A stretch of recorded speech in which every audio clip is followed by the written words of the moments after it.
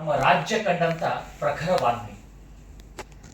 ವಚನ ಸಾಹಿತ್ಯ ಇರಲಿ, ದಾಸ ಸಾಹಿತ್ಯ ಇರಲಿ, ಮಂತ್ರಗಳಿರಲಿ, ಸಮಾಜದ ಪ್ರತಿಯೊಂದು ವರ್ಗದಕ್ಕೂ ಸಂಬಂಧಪಟ್ಟ ಹಾಗೆ ತಮ್ಮದೇ ಆಗಿರ್ತಕ್ಕಂಥ ಜ್ಞಾನವನ್ನ ಸಿದ್ಧಿಸಿಕೊಂಡಂಥವ್ರು. ರಾಜಕೀಯದಲ್ಲಿದ್ದಾರೆ, ರಾಜಕೀಯ ನಾಯಕರು ಹೌದು. ಅದರ ಜೊತೆಗೆ ತಮ್ಮದೇ ಆಗಿರ್ತಕ್ಕಂಥ ವಿಭಿನ್ನ ವ್ಯಕ್ತಿತ್ವವನ್ನ ಕೂಡ ಕಟ್ಕೊಂಡಿದ್ದಾರೆ, ಸ್ನೇಹಿತ ವರ್ಗವನ್ನ ಕೂಡ ಹೊಂದಿದ್ದಾರೆ.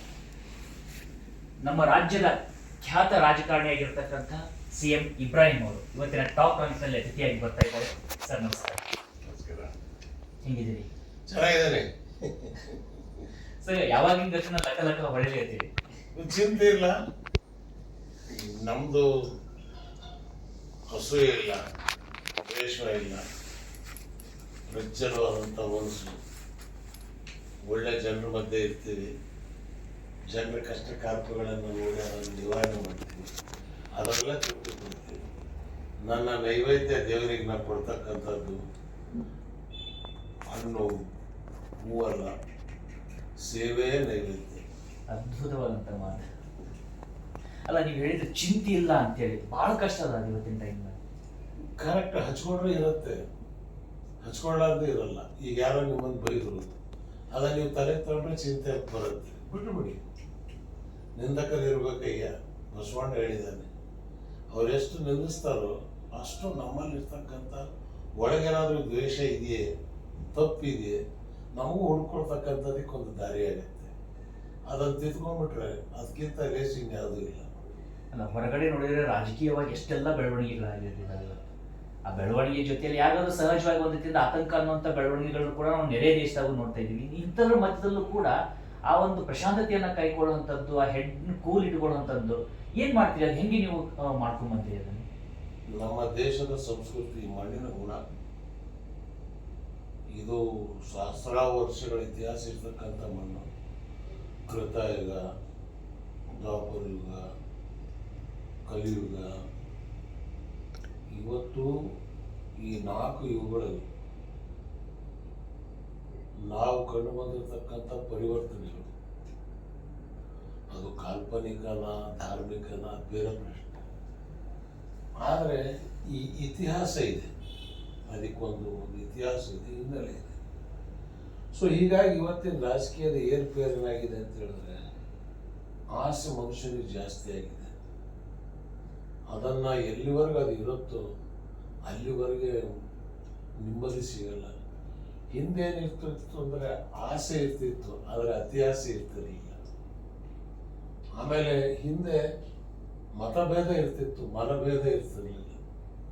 ಇವತ್ತು ಮತಭೇದ ಇಲ್ಲ, ಮನಭೇದ.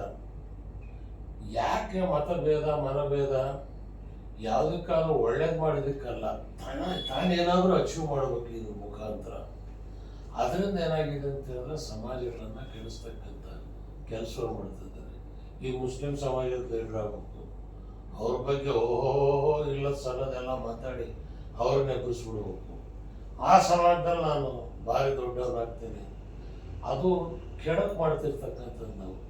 ನಾವು ಕೆಡಕ್ ಮಾಡ್ಕೊತಾ ಇದ್ದೀವಿ, ಒಡಕು ಮಾಡ ಆ ಸಮಾಜಕ್ಕೂ ಕೆಡಕ್ ಮಾಡ್ತಾ ಇದ್ದೀವಿ, ಮಾನವ ಕುಲದಲ್ಲಿ ಒಡಕು ಮಾಡ್ತಾ ಇದ್ದೀವಿ. ಸೊ ಆದ್ದರಿಂದಲೇ ನಾನು ಯಾವತ್ತೂ ಕೂಡಿಸೋ ಕೆಲಸ ಮಾಡಿದ್ದೀನಿ ಹೊರತು ಬೇರ್ಪಡಿಸೋ ಕೆಲಸ ಮಾಡಲಿಲ್ಲ. ಹುಬ್ಬಳ್ಳಿ ಇದ್ದಾದಲ್ಲಿ, ನೀವು ಹುಬ್ಬಳ್ಳಿಯವರಿಗೆ ಉರಿತಾ ಇತ್ತು. ಆಗಸ್ಟ್ ಜನವರಿ 26ನೇ ತಾರೀಕು 95ನೇ ಇಸ್ವಿ ಬೆಳಿಗ್ಗೆ 5:30 ಗಂಟೆಗೆ ಸೂರ್ಯ ಆಯಿತು, ಅಲ್ಲಿ ಧ್ವಜಾರೋಹಣ ಆಯಿತು. ಅವತ್ತು ಬಂದಂಥ ಶಾಂತಿ ಇವತ್ತಿನವರೆಗೂ ಅದು ಕದಲಿಲ್ಲ. ಇದು ನಾವು ಮಾಡತಕ್ಕಂಥ ಇದೆಯಲ್ಲ, ಅದೇ ದೊಡ್ಡ ಕೆಲಸ. ನನಗೆ ಜೀವನದಲ್ಲಿ ದೊಡ್ಡ ತೃಪ್ತಿ ತಂದಂಥದ್ದು ಹುಬ್ಬಳ್ಳಿ ಈದ್ಗಾ ಮೈದಾನದ್ದು ಒಂದು.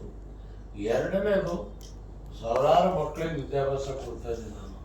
ಜಾತಿ ಇಲ್ಲ, ಮತ ಇಲ್ಲ, ಪಂಥ ಇಲ್ಲ, ವಿದ್ಯಾದಾಸೋಹ, ಅನ್ನದ ದಾಸೋಹ, ಇವೆರಡು ಪಾರಂಪರ್ಯ ಅದು ಎರಡರಲ್ಲಿ ನನಗೆ ಭಾರಿ ದೊಡ್ಡ ತೃಪ್ತಿ ತಿಂದಿದೆ.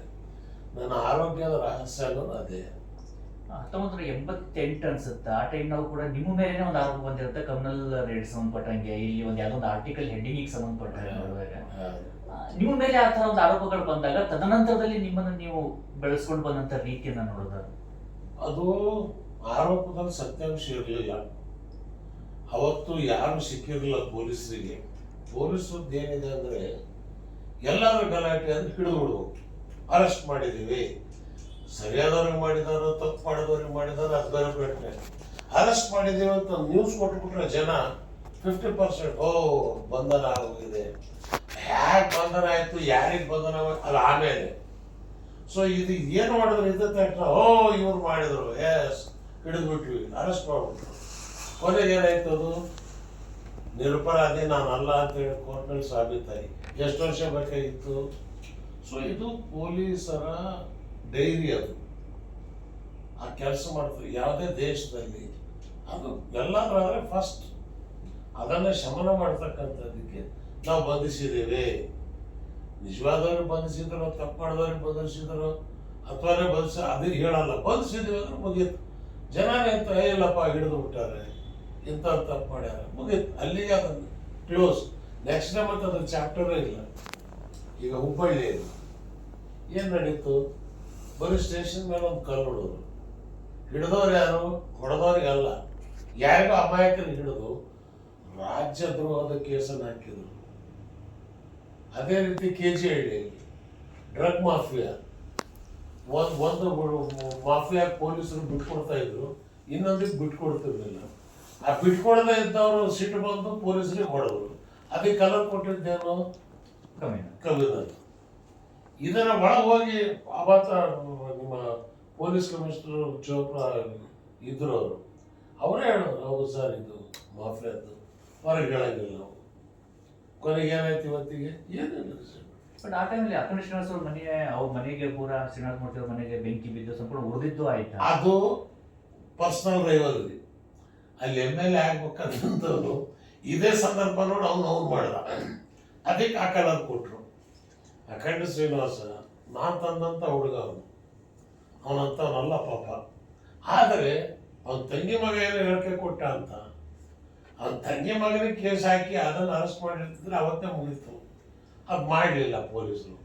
ಅದೇನಾಯ್ತು, ಆ ರೇಷೆ ಹಿಂಗ್ ಮೇಲೆ ತೆಗಿತು. ಅಖಂಡ ಶ್ರೀನಿವಾಸು ಎಂದೂ ಜಾತಿವಾದಿ ಅಲ್ಲ.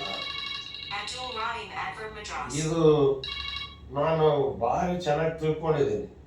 ಸೊ ಹಾಗಾಗಿ ಇವತ್ತು ನಾವು ರಾಜ್ಯದಲ್ಲಿ ಮಾಡಬೇಕಾದಂಥದ್ದು ಕೂಡಿಸ್ತಕ್ಕಂಥದ್ದು, ಇದನ್ನು ನಾವು ಮಾಡ್ತಾ ಹೋದರೆ ಖಂಡಿತವಾಗಿಯೂ ರಾಜ್ಯದ ಬೆಳವಣಿಗೆ ಆಗುತ್ತೆ. ಎಲ್ಲಿ ಅಶಾಂತಿ ಇದೆಯೋ ಅಲ್ಲಿ ಬೆಳವಣಿಗೆ ಇರಲ್ಲ. ಈಗ ನೋಡಿ, ಹುಬ್ಬಳ್ಳಿ ಇನ್ನೂ ತನಕ ಬೆಳೆಯೋಕ್ಕಾಗ್ತಾ ಇಲ್ಲ. ಹಾವೇರಿ ಬೆಳೀತು, ಗದಗ ಬೆಳೀತು, ಆದರೆ ಹುಬ್ಬಳ್ಳಿ ಬೆಳೆಯೋಕ್ಕಾಗಲಿಲ್ಲ. ಆ ಗಾಯ ಇದೆಯಲ್ಲ, ಇನ್ನೂ ಮಾಸಿಲ್ಲ ಅದು.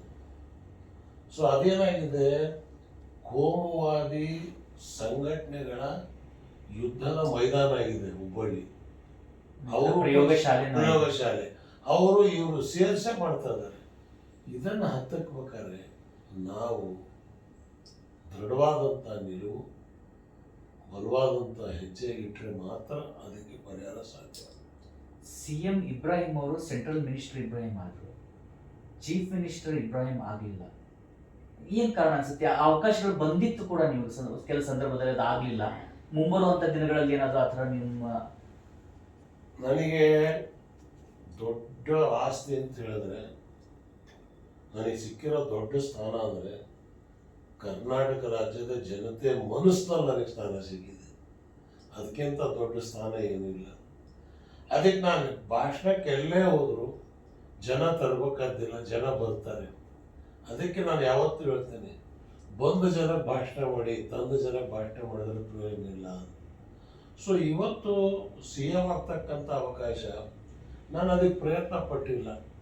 ಇನ್ನೊಬ್ಬರನ್ನು ಮಾಡಿ ಅವರು ಕೂತಿರೋದನ್ನು ನೋಡಿ ತೃಪ್ತಿ ಪಟ್ಟವನ್ನೇ ಹೊರತು ನಾನಾಗಬೇಕು ಅನ್ನಕ್ಕಂಥ ಆಸೆ ನನಗಿಲ್ಲ. ಅನುಭವ ಮಂಟಪ ಮಾಡಿದ್ರು ಬಸವಣ್ಣವರು, ಅವರು ಕೂರಲಿಲ್ಲ, ಹಿಂದುಳಿದವರಾಗಿರ್ತಕ್ಕಂಥ ಅಲಮಪ್ರಭು ಕೂರಿಸಿದ್ರು. ಅದೇ ಕೆಲಸವನ್ನು ನಾವು ಕೂರಕ್ಕೆ ಹೋಗಿಲ್ಲ. ಸಿದ್ದರಾಮಯ್ಯನ ಕೂರಿಸೋ ಕೆಲಸ ಮಾಡಿದ್ವಿ, ದೇವೇಗೌಡರನ್ನ ಕೂರಿಸೋ ಕೆಲಸ ಮಾಡಿದ್ವಿ. ಸೊ ಇದು ಬೇರೆಯವರ ವಿಜಯದಲ್ಲಿ, ಬೇರೆಯವ್ರಿಗೆ ಸಿಗ್ತಕ್ಕಂಥ ಸಕ್ಸಸ್ನಲ್ಲಿ ತೃಪ್ತಿ ಕಾಣ್ತಕ್ಕಂಥವು ನಾನು.